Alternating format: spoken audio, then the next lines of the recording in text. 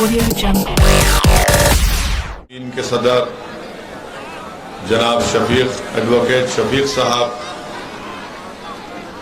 ادگیر کے مجلس اتحاد المسلمین کے شہر صدر شیخ عقیل صاحب، میں آپ تمام حضرات کا دل کی گہرائیوں سے آپ کا شکریہ ادا کرتا ہوں کہ آپ نے اپنا قیمتی وقت نکال کر آج کے اس جلسے میں شرکت کی۔ میرے عزیز دوستوں اور بزرگوں، میرے غیور نوجوان ساتھیوں، آپ تمام جانتے ہیں کہ چند مہینوں میں انشاءاللہ تعالی یا چند مہینے کے بعد پورے مہاراشٹرا میں بلدیہ کے انتخابات ہونے جا رہے ہیں، اور اسی سلسلے میں مجلس اتحاد المسلمین نے ایک پروگرام بنایا کہ ہم پورے مہاراشٹرا کے ان تمام مقامات پر جانے کی کوشش کریں گے جہاں پر بلدیہ کے انتخابات ہوں گے، اور عوام کے درمیان میں جا کر ہم اپنی بات کو اور مجلس اتحاد المسلمین کے پیغام کو رکھیں گے۔ میرے عزیز دوستوں اور بزرگوں، انشاءاللہ تعالی لاتور میں، ادگیر میں اور ضلع لاتور میں جہاں کہیں بھی بلدیہ کے الیکشن ہوں گے، وہاں پر مجلس اتحاد المسلمین کے امیدوار ضرور اور انتخابات میں حصہ لیں گے۔ میں آپ سے گزارش بھی کرنے آیا ہوں کہ آپ تمام کی تائید کی ضرورت ہے، آپ تمام کی سرپرستی کی ضرورت ہے، آپ تمام کے ساتھ کی ضرورت ہے، اور انشاءاللہ تعالی آپ تمام کی دعائیں، آپ کا ساتھ، آپ کی سرپرستی مجلس اتحاد المسلمین کو آنے والے بلدیہ انتخابات میں کامیابی سے ہمکنار کرے گی۔ میرے عزیز دوستوں اور بزرگوں، آپ کا یہاں پر ہزاروں کی تعداد میں جمع ہونا یقیناً اس بات کا پیغام دیتا ہے کہ نہ صرف لاتور بلکہ لاتور ضلع میں جہاں کہیں بھی مجلس اتحاد المسلمین بلدیہ کے انتخابات میں حصہ لے گی، وہاں پر ضرور انشاءاللہ تعالی اللہ سبحانہ و تعالی اپنے فضل اور کرم سے ہماری جماعت کے، آپ کی جماعت کے امیدواروں کو کامیاب اور کامران کرے گا، اور ان کو رکن بلدیہ اللہ سبحانہ و تعالی ان کو رکن بلدیہ منعقد کرے گا، منتخب کرے گا۔ میرے عزیز دوستوں اور بزرگوں، میں بار بار اس بات کو دہراتا ہوں کہ آج ہم وطن کے 75 سال کی آزادی منانے جا رہے ہیں 15 اگست کو، اور میرا ماننا یہ ہے، میری جماعت مجلس اتحاد المسلمین کا ماننا یہ ہے کہ ہمارے وطن عزیز میں اگر مسلمانوں کو اس بات کی شکایت ہے کہ سماجی طور پر، اقتصادی طور پر، تعلیمی طور پر، نوکریوں میں ہم کو ہمارا حصہ نہیں ملا، ہم کو ہمارا حق نہیں دیا گیا، تو میں آپ تمام سے وہی بات کو کہہ رہا ہوں کہ آپ کو ایک سیاسی طاقت بننا پڑے گا۔ جب آپ سیاسی طاقت بنیں گے تبھی آپ سے انصاف ہوگا، آپ کے حقوق ملیں گے، اور آپ کے حقوق کا تحفظ بھی ہوگا۔ یہ ایک تلخ حقیقت ہے، آپ اس بات کو یاد رکھ لیجئے کہ صرف نعروں سے یا جذباتی تقاریر سے یا صرف اجتماعات منعقد کرنے سے بھارت کے مسلمانوں کو ان کا حق نہیں ملنے والا ہے۔ بھارت کے مسلمانوں کو اگر وطن عزیز میں ان کا جائز مقام اگر حاصل کرنا ہے، بھارت کے مسلمانوں کو اگر اپنے بزرگوں نے اس ملک کو آزاد کرانے کے لیے جنہوں نے اپنی جان اور مال کو قربان کیا، اگر ان کی قربانی کو زندہ رکھنا ہے تو آپ کو ایک سیاسی طاقت بننا پڑے گا۔ جب تک آپ ایک سیاسی طاقت نہیں بنیں گے، مظلوم مسلمانوں سے انصاف نہیں ہوگا، اگر آپ صرف یہی سمجھیں گے کہ نہیں مجھے سیکولرزم کے نام پر کسی کو ووٹ دینا ہے یا کسی کو ووٹ نہیں دینا ہے، تو یاد رکھیے آپ صرف الیکشن کی حد تک سیاسی پارٹیوں کو یاد اور نظر آئیں گے۔ اگر آپ یہ چاہتے ہیں کہ آپ کے مسائل کو حل کیا جائے، اگر آپ یہ چاہتے ہیں کہ وطن عزیز میں مجھے عزت ملے، جس کو انگریزی میں ہم کہتے ہیں ڈگنیٹی ملے، تو پھر یاد رکھو صرف عزت مجھے ملنا چاہیے، ڈگنیٹی مجھے ملنا چاہیے کہ بولنے سے آپ کو ڈگنیٹی اور عزت نہیں مل جائے گی۔ آپ سیاسی قوت بنو، سیاسی طاقت حاصل کریے، متحدہ طور پر اپنے ووٹ کا استعمال مجلس کے امیدواروں کو کامیاب کرنے کے لیے کیجیے۔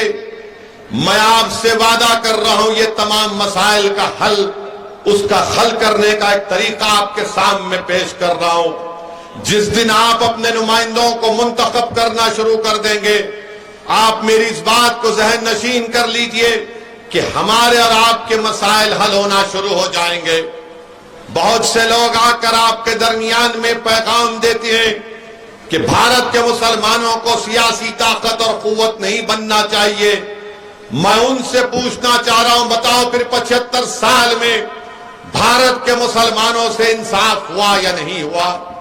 اگر میں جھوٹ بول رہا ہوں تو کیا سچر کمیٹی کے فائنڈنگز جھوٹے ہیں؟ اگر میں جھوٹ کہہ رہا ہوں تو رنگناتھ مشرا کمیشن کی رپورٹ کیا کہتی ہے بھارت کے مسلمانوں کے بارے میں؟ اگر میں جھوٹ کہہ رہا ہوں تو بتاؤ کنڈو کمیٹی کی رپورٹ کیا سچائی پر مبنی ہے یا نہیں؟ اگر میں جھوٹ کہہ رہا ہوں تو مہاراشٹرا کے محمود الرحمان کی کمیٹی کیا کہتی ہے مہاراشٹرا کے مسلمانوں کے بارے میں؟ میرے عزیز دوستوں اور بزرگوں، اگر آپ اپنے ووٹ سے اپنی پارٹی کو کامیاب اور کامران کریں گے، تب ہم جا کر ان نوجوانوں کے مستقبل کو اچھا کر پائیں گے۔ یہ لڑائی جو آج مجلس اتحاد المسلمین لڑ رہی ہے، یہ لڑائی جو امتیاز جلیل، ڈاکٹر غفار قادری، لاتور کے صدر محمد علی، سید معین، شفیق اور تمام لوگ لڑ رہے ہیں، ہم یہ لڑائی آنے والی نسل کے لیے لڑ رہے ہیں کہ جو مصائب اور مشکلات کا ہم نے اپنی جوانیوں میں سامنا کیا، یہ جو بچے آج کے ہیں کل وہ اپنی جوانی میں ان تکالیف کو نہ دیکھ سکے۔ یہ لڑائی ان کے آنے والے روشن مستقبل کے لیے ہم لڑ رہے ہیں۔ میرے عزیز دوستوں اور بزرگوں، میری آپ سے اپیل ہے کہ آپ اس جد و جہد میں ہمارا ساتھ دیجئے۔ آپ یقیناً یہاں پر آئے، میں آپ کو سلام کرتا ہوں۔ آپ ہزاروں کی تعداد میں آئے، میں آپ کا شکریہ ادا کرتا ہوں، مگر جب پولنگ کا دن ہوگا اور یہی ہزاروں کا مجمع اس کو اپنے ووٹ میں تبدیل کر دے گا، تب ایک انقلاب برپا ہوگا، اور وہی انقلاب کو ہم کو اور آپ کو برپا کرنا ہے۔ اب آپ اس بات کو ذہن نشین کر لو کہ آپ بھارت میں آپ کسی حکومت کو تبدیل نہیں کر سکتے۔ اگر آپ کچھ کر سکتے ہیں تو اپنے ووٹوں سے کبھی ہوگا، میری اس بات کو یاد رکھ لو۔ میں آپ کو ڈرانے کے لیے نہیں کہہ رہا ہوں، بلکہ سچائی کو بیان کر رہا ہوں۔ میں اتر پردیش میں 150 تقاریر کیا، ہر تقریر میں یہی بات کہتا تھا کہ اتر پردیش کے مسلمانوں، تم بی جے پی کی حکومت کو بنانے سے روک نہیں پاؤ گے، تم اکھلیش کو ووٹ دو گے تو تمہارا ووٹ ضائع ہو جائے گا۔ آج اتر پردیش کا مسلمان اس بات کو سمجھ رہا ہے کہ اویسی جو کہہ رہا تھا وہ بات سچ نکلی۔ آج اتر پردیش کا مسلمان اپنے آپ کو ٹھگا محسوس کر رہا ہے۔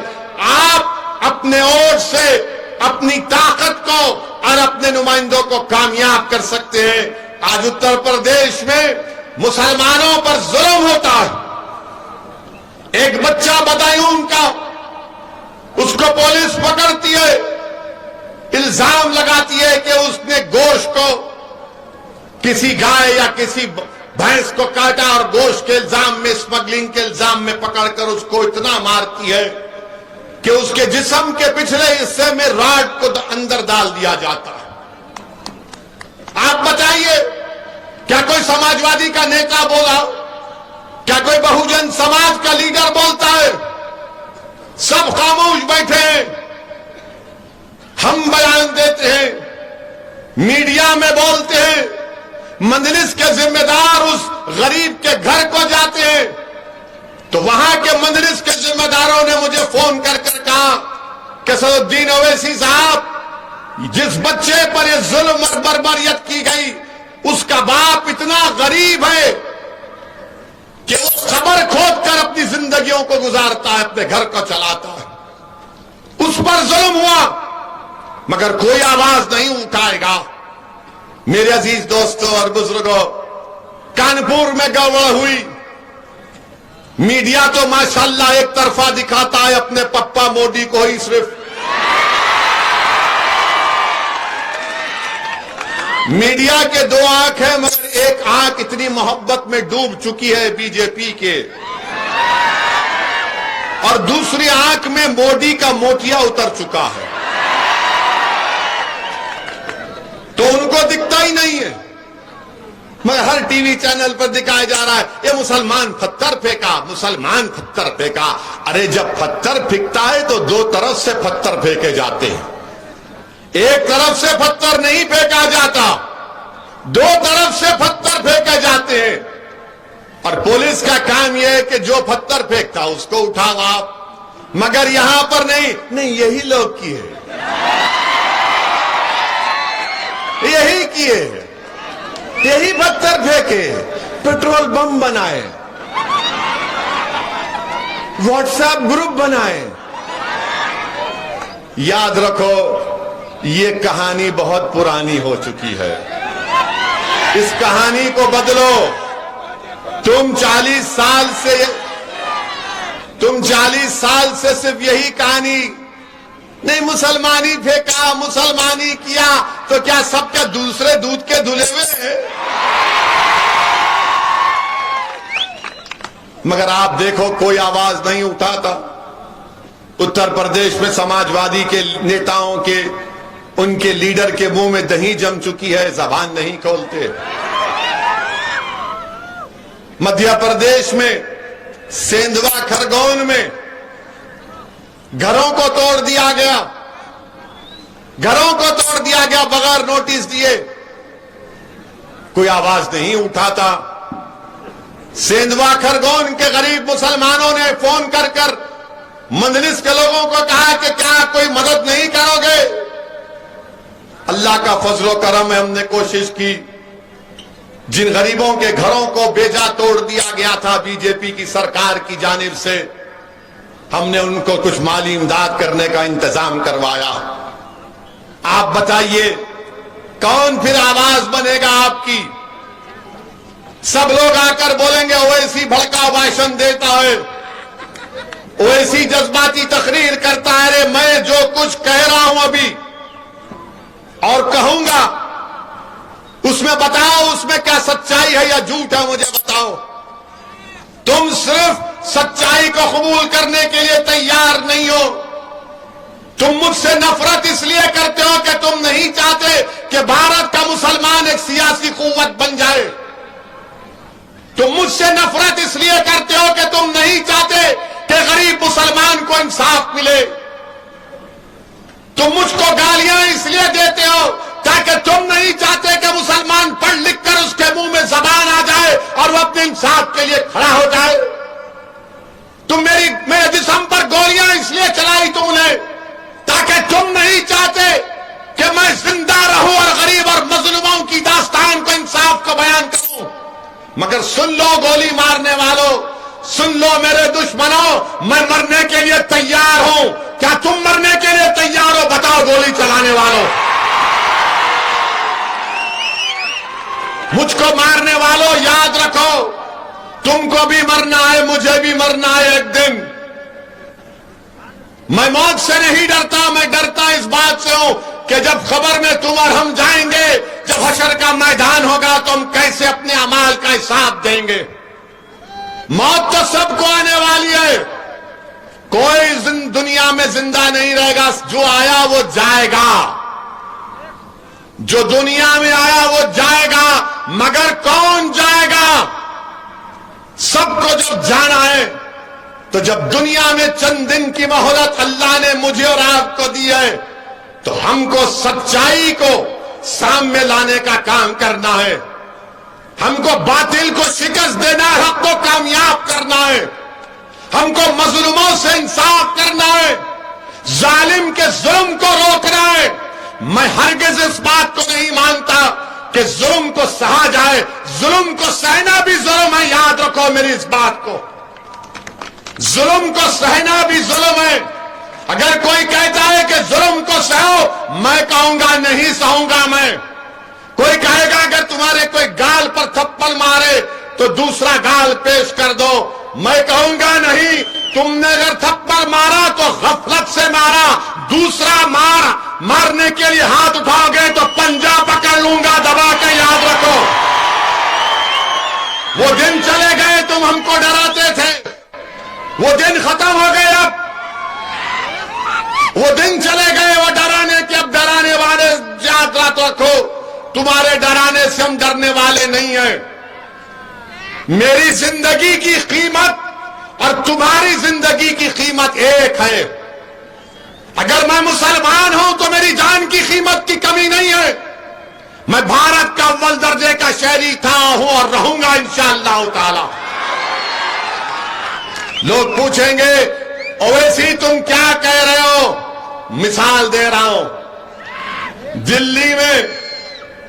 دلی میں فساد ہوا تو ویڈیو آج بھی ہے، وہ بچے کا نام، مرحوم کا نام فیصل یا فضل تھا، 3 بچے زمین پر لیٹے ہوئے ہیں، دلی کی پولیس ان کو مار رہی ہے اور مار کر زخمی ہے، اور حضرت پولیس دلی کی کہتی ہے کہ پڑھو جن گن من پڑھو، موت قریب ہے اس مسلمان بچے کی۔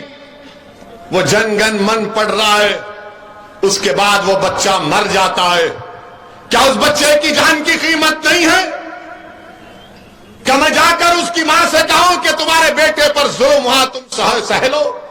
وہ کہے گی ظالم ہے تو بولنے والے، میں نے اپنی کوکھ کو جاڑ دیا، میں اپنی اولاد سے محروم ہو گئی۔ ہم ان ماؤں کو کہنا چاہ رہے ہیں کہ اب ہم اپنے بچوں کو نہیں کھونے دیں گے انشاءاللہ تعالی، اب ہم ظلم نہیں سہیں گے۔ اس لیے کہ بھارت کا سنویدھان جس کو بابا صاحب امبیڈکر نے بنایا، اسی بابا صاحب امبیڈکر نے فنڈامنٹل رائٹ میں لکھا ہے کہ بھارت کے ناگرک کی زندگی، رائٹ ٹو لائف، ایک فنڈامنٹل رائٹ ہے۔ میری زندگی، آپ کی زندگی، سب کی زندگی، چاہے کسی مذہب اور ذات کا ہو، اس کی زندگی ایک فنڈامنٹل رائٹ ہے۔ آپ میرا فنڈامنٹل رائٹ مجھ سے نہیں چھین سکو گے۔ میرے عزیز دوستوں اور بزرگوں، یہ لڑائی آپ کو اور ہم کو مل کر لڑنا ہے۔ یہ لڑائی مشکل ضرور ہے، مگر مجھے یقین ہے کہ اگر آپ کا ساتھ ملے گا، آپ کی دعائیں ساتھ رہیں گی، تو انشاءاللہ تعالی ہم نہ صرف لاتور میں، نہ صرف مہاراشٹرا میں، بلکہ پورے بھارت میں ہم ایک نئی تاریخ کو رقم کریں گے انشاءاللہ تعالی۔ میرے عزیز دوستوں اور بزرگوں، پارلیمنٹ میں امتیاز جلیل کی ہماری تقریر ہوتی ہے، ہم مظلوم عوام کے مسائل کو اٹھاتے ہیں، تو لوگ بولیں گے کیا پارلیمنٹ میں دوسرے پارٹی کے مسلمان ایم پی نہیں ہیں؟ ہے ضرور، مگر جب امتیاز جلیل اور اسد الدین اویسی کی تقریر کی باری آتی ہے تو دوسری پارٹی کے مسلمان آ کر بیٹھ کر بولتے ہیں کب بولو گے، کیا ٹائم پہ شروع ہوگا؟ اور سب ہم جب بولتے ہیں کہ آپ بولو تو بولے ہماری پارٹی بولنے نہیں دیتی ہم کو، اویسی صاحب ہماری پارٹی ہم کو بولنے نہیں دیتی، اسی لیے ہم بیٹھ کر آپ کی تقریر کو سنتے ہیں۔ میرے عزیز دوستوں اور بزرگوں، میں یہاں پر آیا ہوں تو لاتور میں آپ کو لیڈر بنانے کے لیے آیا ہوں۔ میں بھارت کے جس کونے میں جاتا ہوں وہاں پر کہتا ہوں کہ آپ کو نیتا بننا ہے، آپ کو قائد بننا ہے، آپ کو قیادت کرنا ہے، اور قیادت کسی گھر کا یا خاندان کا حصہ نہیں رہے گا۔ اگر کوئی کسی بڑے باپ کا بیٹا ہے یا کسی خاندان کا چشم و چراغ ہے تو ضروری نہیں ہے کہ وہی قیادت کرے. قیادت وہ کرے گا جس کے دل میں سب سے پہلے اللہ کا خوف ہوگا اور شیطان کا دشمن ہوگا. قیادت وہ کرے گا جو اللہ سے ڈرے گا اور باطل سے مقابلہ کرے گا. قیادت وہ کرے گا جو اللہ اس کے رسول سے محبت کرے گا اور رسول اللہ صلی اللہ علیہ وسلم کے دشمنوں سے نفرت کرے گا. قیادت وہ کرے گا جو اللہ کو راضی کرے گا اور شیطان سے نفرت کرے گا. وہ قائد نہیں ہو سکتا جو اللہ کو بھی اور شیطان کو بھی راضی کرنا چاہتا ہے. میرے عزیز دوستوں اور بزرگوں، اسی لیے ہم آپ سے اپیل کر رہے ہیں، کیا آپ مہاراشٹر کے لیڈر بننے تیار ہیں؟ کیا تم قائد بننے تیار ہو؟ جو کوئی لیڈر بننا چاہتا ہے ہاتھ اٹھاؤ پورا. بس یہی میری زندگی کا سرمایہ ہوگا. میں جب اس دنیا سے جاؤں گا تو میں چاہوں گا کہ ایک اسد الدین اویسی نہیں بلکہ مجھ سے زیادہ قابل ہزاروں لوگ کھڑے ہو جائیں جو غریب اور مظلوموں کے انصاف کے لیے لڑے، جو صرف مسلمانوں کی بات نہ کرے، جو صرف دلتوں کی بات نہ کرے، جو صرف آدیواسیوں کی بات نہ کرے، بلکہ ہر اس انسان کی بات کرے جس پر ظلم ہو رہا ہے، جس کو دبایا جا رہا ہے، جس کو پیسا جا رہا ہے. آپ اسی وقت کریں گے جب آپ قائد بنیں گے. اب کوئی بولے گا کہ نہیں کانگریس میں بھی تو ہمارے ہیں نا، راشٹروادی میں بھی تو ہمارے ہیں نا، شیو سینا میں بھی ہے نا. ہے نا سے رہنا بڑا فرق پڑتا ہے. پڑے ہوئے ہیں، ہے وہاں پر پڑے ہوئے ہیں، مگر جب تم مجلس میں آ کر لیڈر بنو گے، نیتا بنو گے تو تمہاری آواز کو تمہارا دشمن بھی سنے گا، تمہاری آواز کو ہر کوئی سنے گا. تم کو اللہ رب کریم دین و دنیا کی عزتوں سے نوازے گا. تم اپنی آواز کو آزادگی کے ساتھ اٹھا پاؤ گے. میرے عزیز دوستوں اور بزرگوں، یہی ہمارا مقصد ہے کہ آپ کو لیڈر بنانا، آپ کو نیتا بنانا، آپ کو ان لوگوں کے سامنے لا کر کھڑا کر دینا. تبھی جا کر ہم اپنے مسائل کو حل کر سکتے ہیں. لوگ بہت سی باتیں کریں گے اور کرنے کا ان کو حق بھی اور اختیار بھی حاصل ہے، جمہوریت ہے. مگر کیا آپ بتائیے، مجلس پر الزام لگاتے تھے اور لگاتے ہیں کہ مجلس فرقہ پرست ہے، مجلس فرقہ پرست ہے.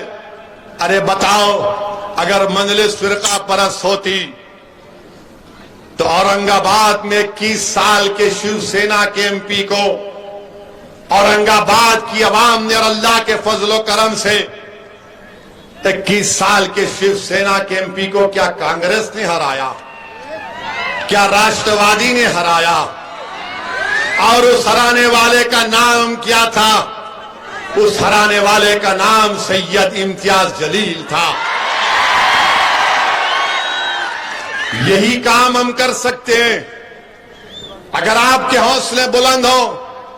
اگر آپ خواب دیکھنا جانتے ہیں تو خواب دیکھو لاتور کی جنتا، تم خواب دیکھو اور انشاءاللہ ہم اس خوابوں کو پورا کریں گے مل کر. مگر اگر آپ خواب نہیں دیکھیں گے، اگر آپ یہی سمجھیں گے ارے نہیں بھائی کچھ نہیں ہونے والا ہے، یہاں کیا ہوتا، یہ سب ایک ملے ہوئے ہیں. نہیں میرے عزیز دوستوں اور بزرگوں، سب ملے ہوئے ہو سکتے ہیں. اسد الدین اویسی ان لوگوں سے کبھی نہیں ملا، نہ کبھی ملے گا انشاءاللہ تعالی. میرا کوئی مفاد نہیں ہے، میرا ایک ہی مقصد ہے، میرا ایک ہی مقصد ہے کہ آپ کو لیڈر بنایا جائے. اللہ نے مجھے بہت کچھ دیا، مجھے ایک ہی چیز چاہیے کہ میری آنکھ جب بند ہو جائے اللہ کے حکم سے تو میں ایک ہی چیز چاہتا ہوں کہ مسلمان ایک بھارت میں سیاسی قوت بن جائے، مسلمان ایک سیاسی طاقت بن جائے. تب آپ دیکھیں گے، شاید میں زندہ رہوں یا نہ رہوں، مگر میرے الفاظ کو یاد رکھنا کہ ایک دیوانہ ہمارے درمیان میں آ کر پکارتا تھا کہ بھارت کے مسلمانوں کو ایک سیاسی طاقت بننا ہے، भारत के मुसलमानों को नेता बनना है, भारत के मुसलमानों को लीडर और गायक बनना है, भारत के मुसलमानों का मसला सियासी कुव्वत से हल होगा। आप जब याद रखेंगे कि हाँ ये शख्स कहता था, हमको उस वक्त उसकी बात समझ में नहीं आई, मैं लातूर के अवाम से ही कह रहा हूं कि आप हमारा साथ दो, आप हमारा साथ दो नौजवानों, आप मोहम्मद अली का साथ दो, मजलिस का साथ दो और आने वाले बल्दिया के इंतखाबात में अपने वोट से मजलिस के उम्मीदवारों को कामयाब और कामरान करिए। लोग बहुत सी बातें करते जाएंगे, मगर आप बताइए, जब औरंगाबाद की पार्लियामेंट की सीट से इम्तियाज जलील को अल्लाह ने कामयाब किया, तो क्या हम महाराष्ट्र में एक और इनकलाब नहीं बर्पा कर सकते? बराबर कर सकते हैं। लोग बहुत सी बातें करेंगे, बहुत सी बातें करते आए हैं, अरे वैसा होगा, कुछ नहीं होने वाला है, अब कुछ नहीं होने वाला है। जो लोग आकर तुमसे कहेंगे सेक्युलरिज्म है, कहां का सेक्युलरिज्म है बताओ? जो संविधान में सेक्युलरिज्म मैं उसको मानता हूं, जो सियासी सेक्युलरिज्म है मैं उस पर थूकता हूं। ये सियासी सेक्युलरिज्म क्या है सुनो आप। मध्य प्रदेश में एक हमारे जैन तबके के, जैन बिरादरी के एक ज़ईफ आदमी को एक बीजेपी के कॉरपोरेटर के हस्बैंड ने, शौहर ने खूब पीटा, थप्पड़ मारा, वीडियो निकाला और क्या कह रहा था, बोल क्या तू मुसलमान है? 4 थप्पड़ मारता, बोल क्या तू मुसलमान है? वो बेचारा ज़ईफ बूढ़ा बोल, अरे नहीं नहीं तो नहीं तू मुसलमान है। इतना मारा कि वो मर गया। अब आप बोलो सेक्युलरिज्म है ये सेक्युलरिज्म है। मध्य प्रदेश में वसीम शेख हाथ कटे हुए हैं, बीजेपी की सरकार ने कहा कि पत्थर फेंकता है, दुकान को तोड़ दिए। ये सेक्युलरिज्म है? आप बताइए कौन सा सेक्युलरिज्म है ये? मेरे दलीलों का जवाब दो। जो मुझ पर उंगलियां उठाते हैं, जो मुसलमानों की सियासी कुव्वत बनने की राहों पर कांटे डालते हैं, बताओ फिर ये कैसे हो रहा है? कौन कर रहा है ये? मेरे अजीज दोस्तों और बुजुर्गों, आपको फैसला लेना है। आप एक अच्छा फैसला ले लीजिए, हालात तब्दील हो जाएंगे। और फिर दूसरी जानिब हम देखते हैं, जैसा कि अभी इम्तियाज जलील ने कहा कि मुल्क में मुसलमानों से नफरत इतनी बढ़ चुकी है, और 2014 से बीजेपी ने, नरेंद्र मोदी की क़यादत में बीजेपी ने भारत के मुसलमानों के ताल्लुक से एक ऐलान जंग कर दिया और नफरत पैदा की है। कभी अखलाक को, कभी पीलू को, कभी रकबर को, कभी हाफिज जुनैद को, कभी गोश्त के नाम पर, अब हिजाब के नाम पर तकलीफ दी जा रही। हमारी बच्ची हिजाब पहनती, इनके सीने में तकलीफ महसूस होती है। हलाल गोश्त हम और सब लोग खाते हैं, कहते हलाल गोश्त क्यों होना चाहिए? मंडियों पर गोश्त तलकर गरीब जिंदगी गुजारता है, चाहे हिंदू और मुसलमान हो, आपको तकलीफ पहुंचती है। अब हद ये हो गई कि टीवी पर आकर अल्लाह के रसूल सल्लल्लाहु अलैहि वसल्लम के शान में गुस्ताखी करते हैं। कौन करता है? बीजेपी के नेशनल स्पोर्ट्स पर्सन करते हैं। जब उन्होंने अनाप शनाप तका अल्लाह के रसूल सल्लल्लाहु अलैहि वसल्लम की शान में बकवास की,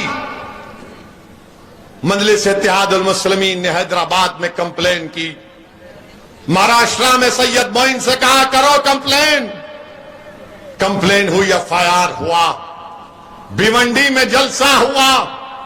मैंने उसको इस बारे में कहा, प्रेस कॉन्फ्रेंस में मैंने कहा, मीडिया के दरमियान में खड़े होकर कहा। क्या कांग्रेस ने कहा उस बारे में? सोचो आप, क्या राष्ट्रवादी कांग्रेस ने कहा कुछ?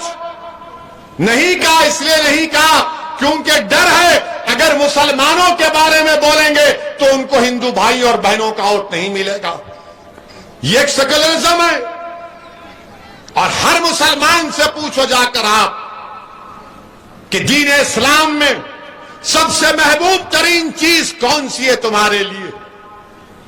مسلمان سے پوچھو، چاہے بوڑھا ہو، ضعیف ہو، بچہ ہو، اس کو پوچھیں گے بتاؤ دین اسلام میں تمہارے لیے سب سے محبوب ترین چیز کیا ہے؟ وہ کہے گا اللہ کے رسول صلی اللہ علیہ وسلم کی ذات گرامی. وہ کہے گا کہ رحمت اللہ عالمین صلی اللہ علیہ وسلم، جس کے نام کا صدقہ ہم کھاتے ہیں، جن کی شفاعت سے تم اور ہم جنت میں جائیں گے، جن کی شفاعت سے تم اور ہم جنت میں جائیں گے.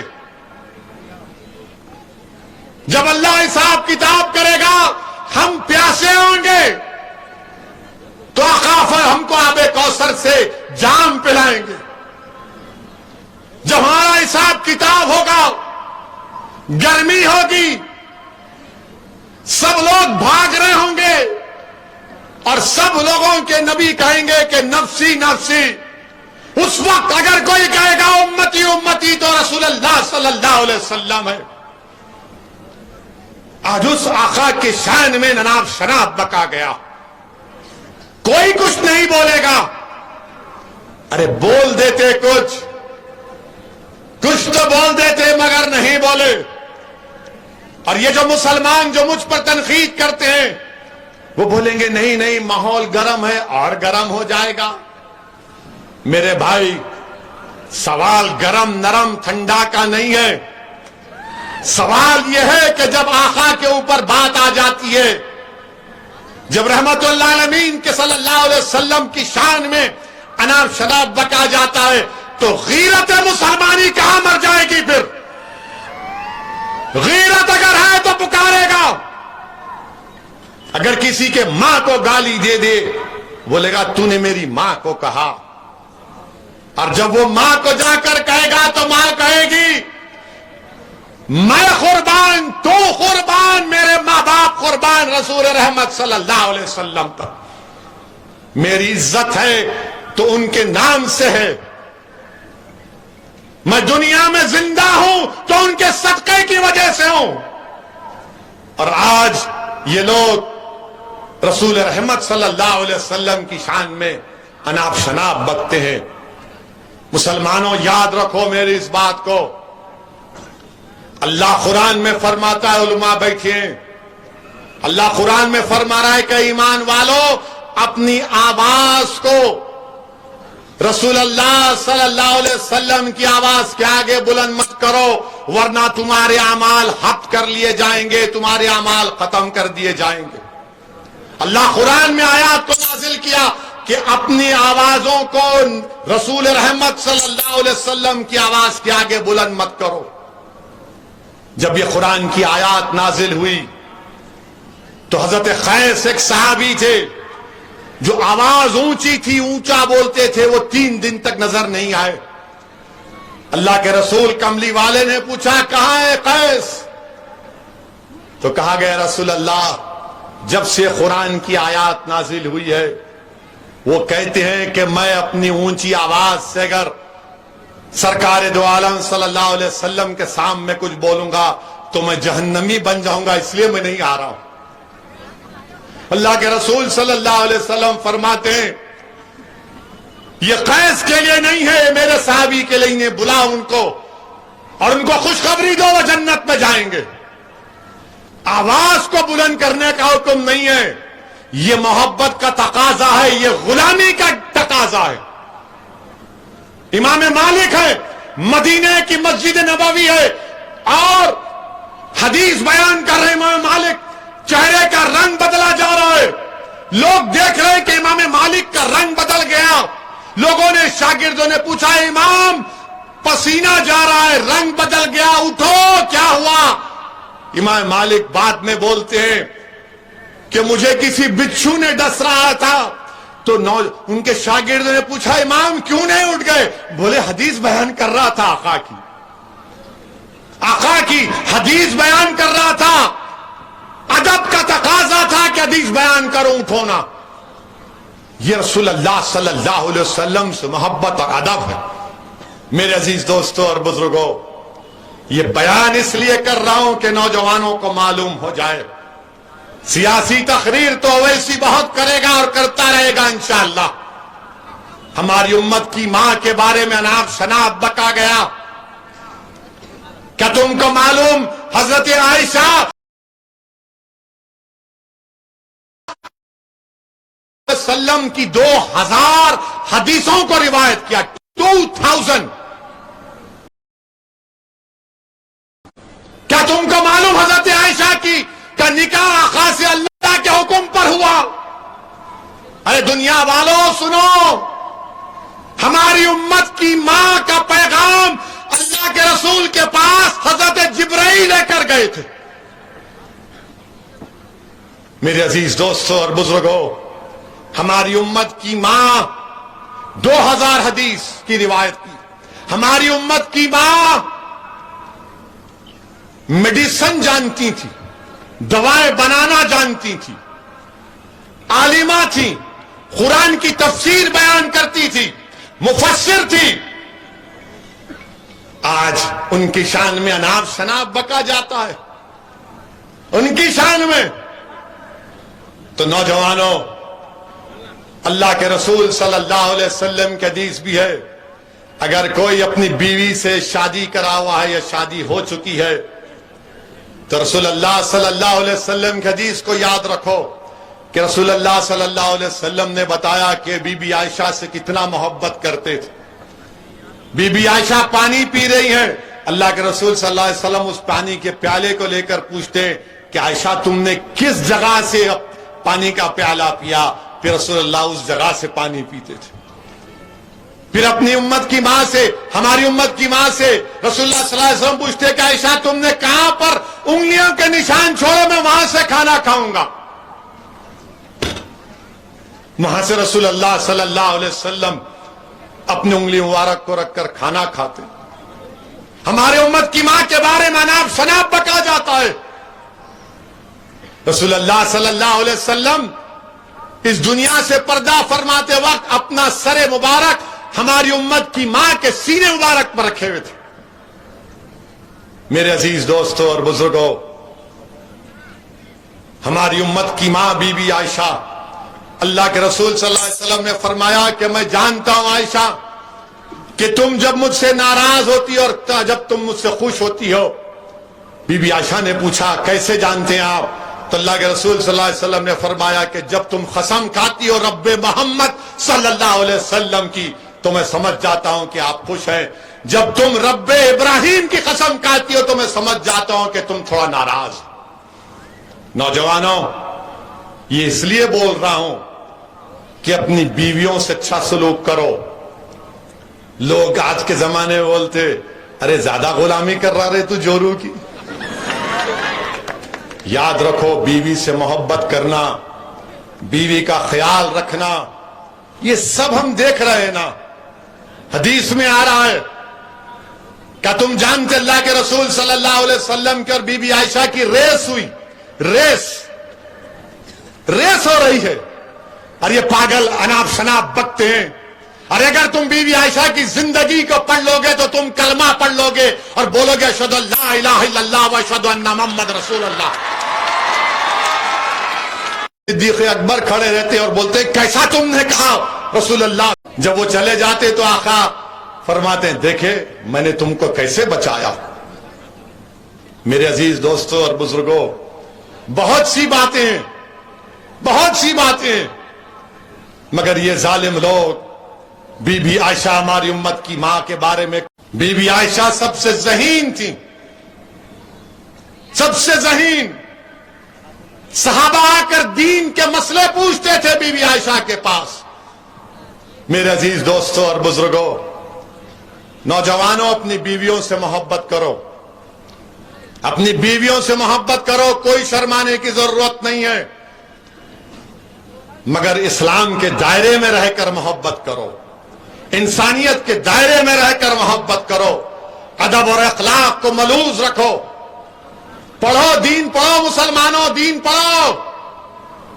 کوئی اگر بولے گا رے بولا ایسا اس نے، تو آپ جب دین پڑھیں گے آپ کو معلوم ہوگا میرے عزیز دوستوں اور بزرگوں، یہ جو بی جے پی کے لیڈر نے بکواس بکی TV channel Times Now پر، ہم نے آواز اٹھائی، مگر 10 دن کے بعد 56 انچ کا سینہ رکھنے والے دیش کے پردھان منتری 10 دن کے بعد بولے اس کو ہٹا دو، اس کو سسپینڈ کرو۔ اگر آج میں نریندر مودی کے بارے میں ان پارلیمنٹری لینگویج کو استعمال کروں تو کل صبح سے بی جے پی والے ویسی کو پکڑو، ویسی کو پکڑو، ویسی کو پکڑو۔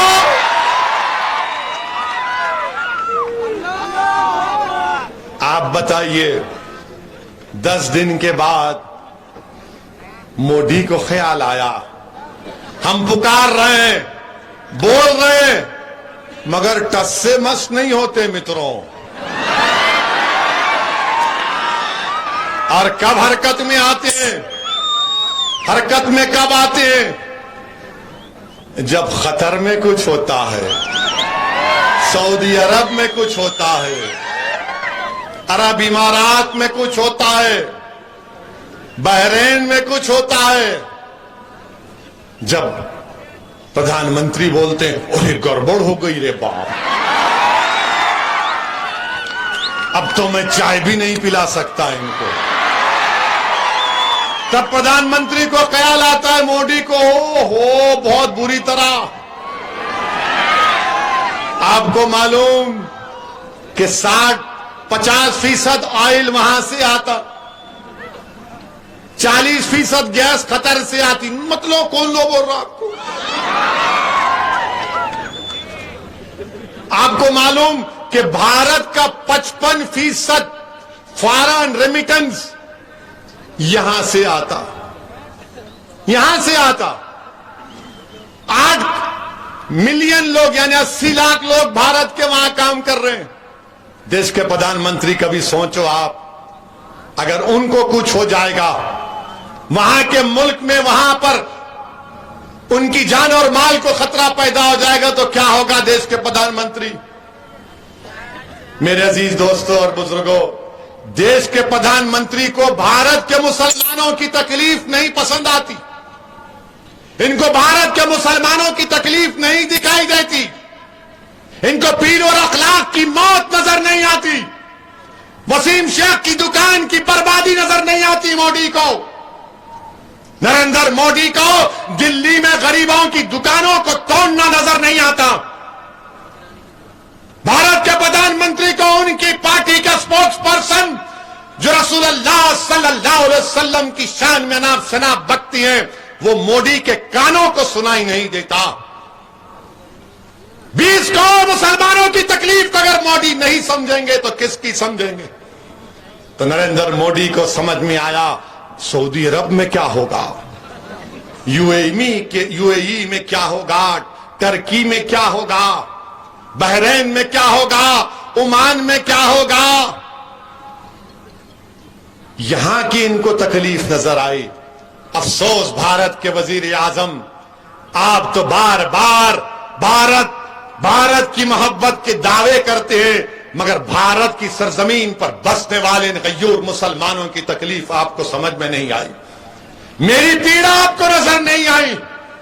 میں پکار کر کہہ رہا تھا بھارت کے وزیر اعظم ہیں آپ سب کے وزیر اعظم ہیں، میرے بھی ہیں اور سب کے ہیں، مگر آپ نے حرکت آئی تو ان ممالک کو دیکھ کر آئی، کتنی پوری دنیا میں بھارت کی بدنامگی ہو رہی ہے اور کوئی سیکولر پارٹی کچھ نہیں بولتی ہے، سب کے منہ بند۔ مگر میرے عزیز دوستوں اور بزرگوں، میری آپ سے اپیل ہے کہ آپ ایک سیاسی طاقت بنیے، ہم کو ڈرنے اور گھبرانے کی ضرورت نہیں ہے، یقیناً ہم مقابلہ کریں گے شیو سینا سے، کانگریس سے، راشٹروادی سے، ہم اپنا حق، سیاسی حق حاصل کریں گے۔ آج میڈیا نے پوچھا راجیہ سبھا کے الیکشن میں کیا ہوگا، آپ کے 2 ایم ایل اے ہیں مفتی اسماعیل اور فاروق شاہ، تو میں نے کہا جس کے پیٹ میں درد ہے انہیں اجوان کھانا، مگر یہ لوگ بولیں گے نہیں نہیں، تم آنا ہمارے پاس دو راستے، تم بات کرو، بات کریں گے، نہیں کرتے گھر میں بیٹھیں گے ہم آرام سے۔ یہ زمانہ چلے گیا، ہمارے کا نہیں آنا، کوئی آئے گا نہیں تمہارے پاس، یہ ڈراؤ مت ہم کو تم۔ بی جے پی سے ہم ہی تو مقابلہ کر رہے، تم کیا مقابلہ کر رہے بی جے پی سے؟ ہمارا گھر برباد ہو گیا بی جے پی سے مقابلہ کرتے کرتے، ہمارے بچے جیلوں میں چلے گئے بی جے پی سے مقابلہ کرتے ہوئے، ہمارے گھروں کو دکانوں کو توڑ دیا گیا کیونکہ ہم بی جے پی سے مقابلہ کر رہے ہیں، ہم کو گالی دی گئی کیونکہ ہم بی جے پی سے مقابلہ کر رہے ہیں، ہماری گاڑی پر گولیاں چلائی گئیں کیونکہ ہم بی جے پی سے مقابلہ کر رہے ہیں، ہمارے باپ کو مارا گیا، ماب لنچنگ کی گئی کیونکہ اس کا مذہب اسلام تھا۔ آپ کو کیا ہوا؟ آپ تو دور بیٹھ کر تماشا دیکھ رہے ہیں، آپ تو میری خبر پر مرنے پہ کے بعد آ کر دو پھول چڑھا کر بولیں گے مرنے والا اچھا آدمی تھا۔ مگر عزیز دوستوں اور بزرگوں، یہ ان کو فیصلہ کرنا ہے۔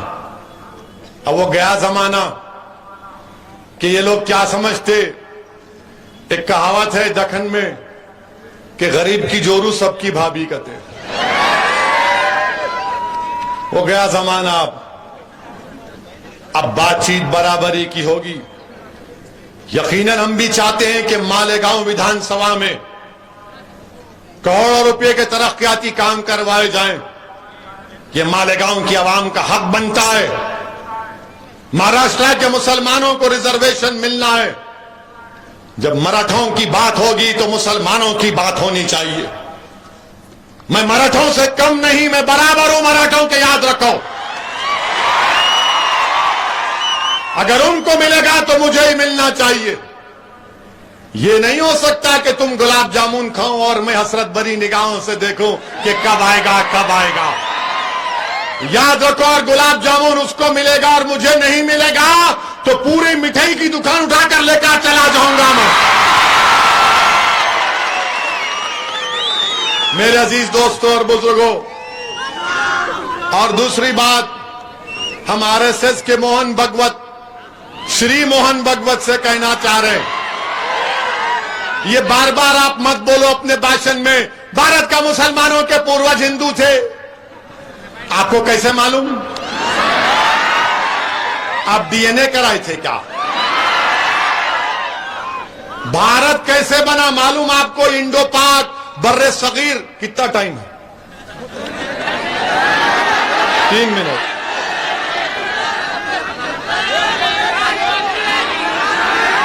تین منٹ ہے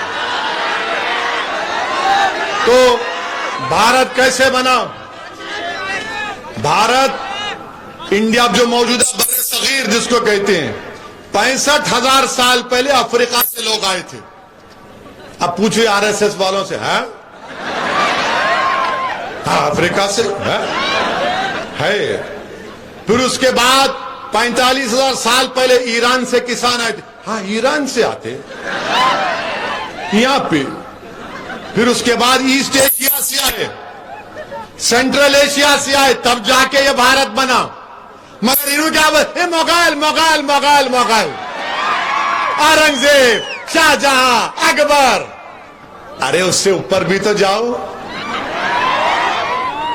پشیامترا سنگا کون تھا؟ کیا اس نے 50-60 ہزار بودھ مذہب کے عبادت گاہوں کو نیست و نابود نہیں کیا تھا؟ اگر میں مغلوں کا جانشین تو کیا آپ ان کے جانشین ہیں؟ بتاؤ آپ۔ اور پھر آپ بولتے کہ نہیں نہیں وہ فلاں ایسا۔ میرے عزیز دوستوں اور بزرگوں، میری آپ سے اپیل ہے، آپ تمام سے اپیل ہے کہ آنے والے بلدیہ کے انتخابات میں آپ متحدہ طور پر مجلس کا ساتھ دیں گے نا؟ انشاءاللہ مجلس کا ساتھ دیں گے نا؟ ووٹ دیں گے پتنگ کے نشان پر؟ تو میرے ساتھ نعرہ لگائیے، نعرہ تکبیر، نعرہ تکبیر، نعرہ تکبیر۔